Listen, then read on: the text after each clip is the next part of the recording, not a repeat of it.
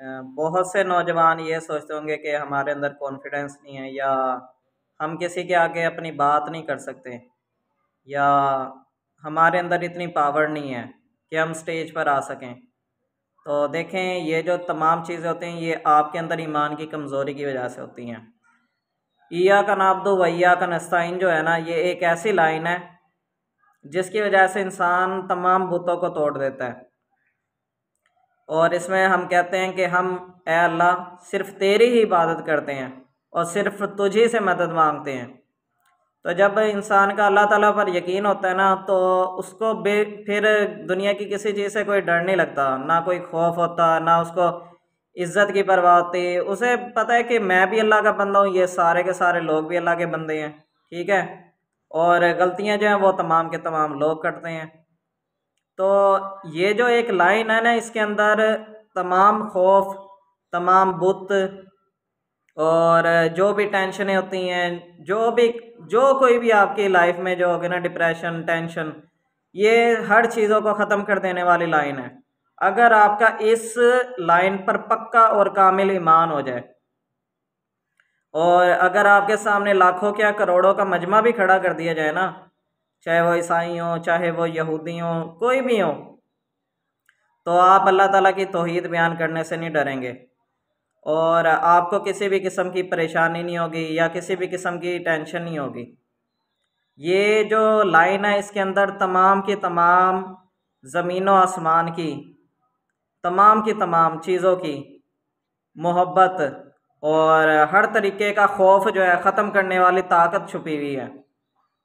जब इंसान कहता है ना अपनी ज़ुबान से ईया का नाबदू व ईया का नस्ताइन, तो इस लाइन पर जो है खाली नमाज के अंदर पढ़ा ना करें, खाली इसका तर्जुमा पढ़कर समझा करें, समझ कर यानी कि आप बोला करें, ताकि ये आपके अंदर से हर किस्म के खौफ को, हर किस्म की टेंशनों को, हर किस्म की परेशानियों को, कोई भी आपको कारोबार में इर्द गिर्द कोई भी किसी भी किस्म की चीज़ हो, ये आपके हर तरह के खौफ, हर तरह की टेंशन को दूर कर दे।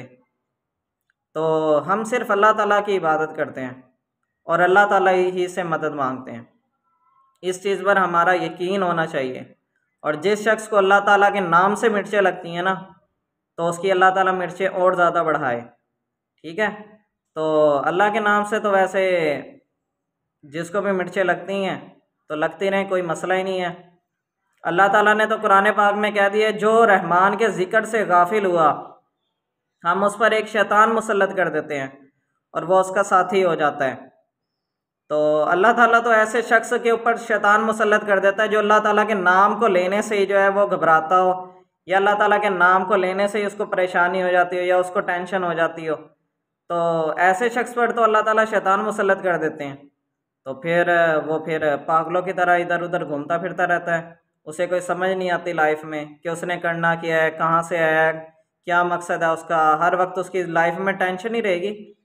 तो जो रहमान के ज़िक्र से गाफिल होगा, शैतान तो वाकई इस पर मुसल्लत हो गया, तो और वह उसका साथी बन गया।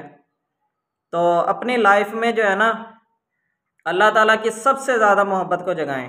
सबसे पहले अल्लाह ताला आपकी लाइफ में होने चाहिए, उसके अलावा और कोई चीज़ ऐसी नहीं होनी चाहिए जो उसके मुकाबले में आ सके। अल्लाह ताला के साथ किसी का मुकाबला बनता ही नहीं है, किसी भी सूरत में नहीं बनता है।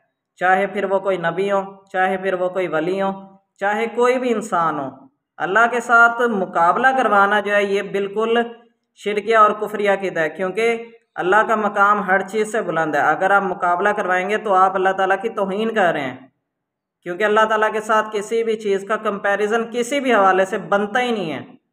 हाँ, अल्लाह ताला के बाद हमारे महबूब सल्लल्लाहु अलैहि वसल्लम का, क्योंकि अल्लाह ताला ने कहा उनका मकाम बहुत ज़्यादा बुलंद है, उनकी अताअत मेरी अताअत है, यानी कि उनका हुक्म मानो और उनकी अताअत करो और उनकी पैरवी करो, तो तुमने मेरी पैरवी की।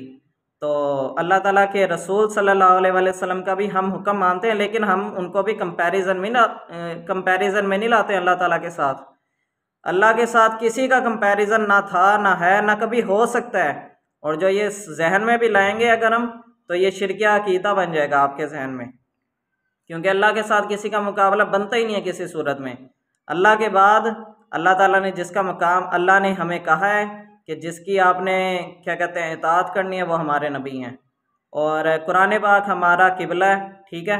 कुरान पाक की तरफ हमने रुख करना है। हमें किसी दुनिया की चीज़ों की ज़रूरत नहीं है, या किसी भी चीज़ों से, किसी भी किताबों से हमें दीन को नहीं सीखना, या हमें दुनिया में तरक्की नहीं करनी। हमारे लिए जो तरक्की का जो वाहिद तरीका है वो कुरान पाक ही है। और कुरान पाक में तमाम के तमाम हमसे पहली उम्मतों के भी मसले हैं और हमसे बाद वाले आने वाले तमाम मसाइल भी कुरान पाक में हल कर दिए गए हैं।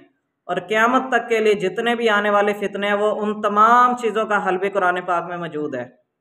तो ये हमारी क्या कहते हैं लाइफ का मकसद होना चाहिए। और हमें सिर्फ़ और सिर्फ तौहीद के मामले में बहुत ही ज़्यादा पक्का होने की ज़रूरत है।